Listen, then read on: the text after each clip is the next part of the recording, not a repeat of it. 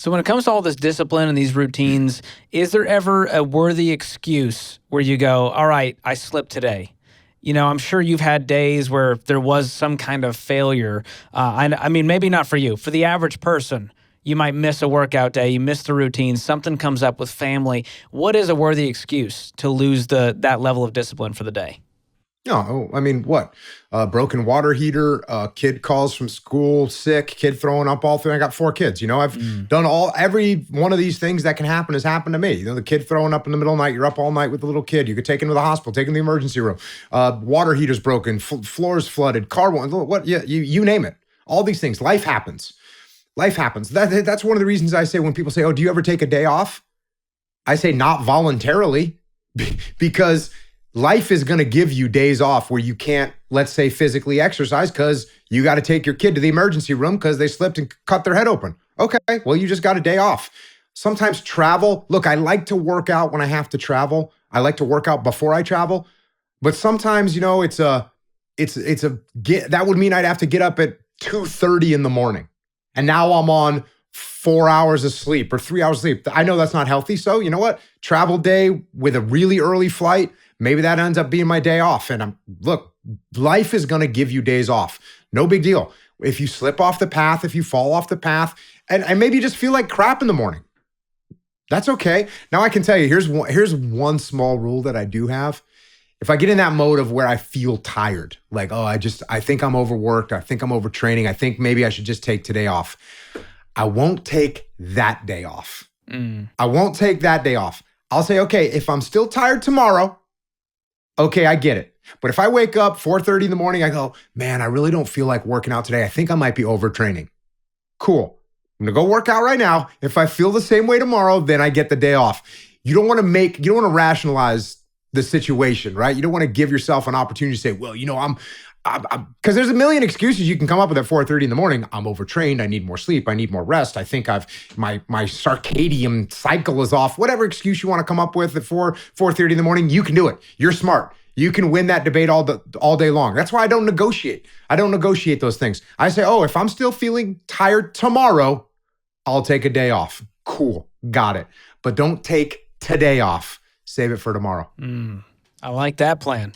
So as we wrap here, there's a lot of people who don't feel like they're wired like Jocko, or they just have this level of discipline. 4:30 every morning, they're up, they're doing their routine without fail. How can people develop that discipline? Can they get there if they don't feel like they're wired a certain way? Yeah. So first of all, 4:30 is kind of arbitrary, right? That's what works for me. That's not what works for everybody. Everybody has a different life. Everyone needs a different amount of sleep. If you want to wake up earlier, what you need to do is start waking up earlier. And you don't need to wake up at 4:30, but I would say what I would recommend is start off by waking up a half an hour earlier than you normally wake up. Try that. And listen, you can't just do it for one day. You got to do it for 3, 4, 5, 6 days in a row, because what'll eventually happen, you'll start going to bed a little bit earlier. That's what you want. You wake up with an extra half hour in the morning. That is 20 minutes of exercise. That is 20 or 30 minutes of whatever, you're trying to write a book. That's 20 or 30 minutes of writing. That's 500 words of progress.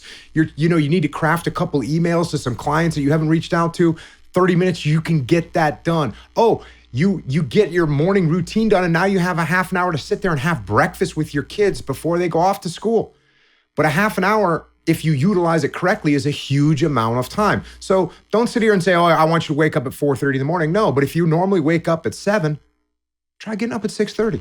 Try getting up at 6:30. And when the alarm clock goes off, get out of bed. People say, how do you wake up so early in the morning? I'll tell you how I wake up so early in the morning. When the alarm clock goes off, I get up and get out of bed. That's what I do. That's the magic. That's the secret. That's it. When the alarm clock goes off, get up and get out of bed. And the first few days, you'll be a little bit more tired. Good. Go to bed earlier, because you're not doing anything productive at 10:30 at night. That's true. You're not.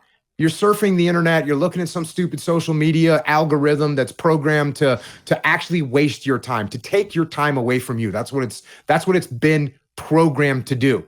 And you're just sliding into the algorithm and being part of it. So don't do that. Go to bed earlier. Turn off your phone and wake up and be productive with your life. That's so good. So we talked a lot about morning routine, Jocko. Do you do anything specific in the evening to kind of wind down? Reading makes me tired, and I always have to read because I'm always reading books for my podcast. So reading makes me tired, and I don't think there's anything that makes me more tired. It makes me want to fall asleep more than reading a book. So, and I usually have 2 or 3 books that I'm reading at a time.